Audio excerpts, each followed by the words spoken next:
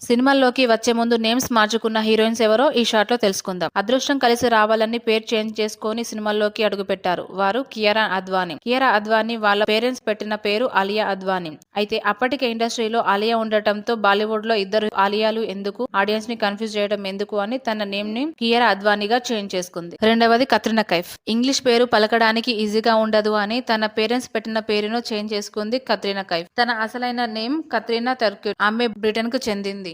అయితే ఈమె సినిమాల్లోకి వచ్చే ముందు తన నేమ్ చేంజ్ చేసుకుంది. Third one Shilpa Shetty. పేరు మార్చుకుంటే అదృష్టం కలిసి వస్తుందని శిల్ప గారి అమ్మ నమ్మేవారు. అందుకే తన పేరు మార్చారట. అసలు పేరు అశ్విని శెట్టి. శిల్ప శెట్టి వాళ్ళ అమ్మకి జ్యోతిష్యం తెలుసు, అందుకే మార్చారు. వాళ్ళ అమ్మ చెప్పినట్టుగానే శిల్ప శెట్టికి అదృష్టం కలిసి వచ్చింది. Fourth one Nayanthara. నయనతార అసలు పేరు దయానా మరియం కురియన్. అయితే నయనతార మొదటి సినిమా మనసిక్కరే తమిళంలో వచ్చింది. ఈ సినిమా డైరెక్టర్ నయనతార పేరును చేంజ్ చేయాలని అనుకున్నారట, అందరికీ గుర్తుండిపోయేలా. ఆయన అనుకున్న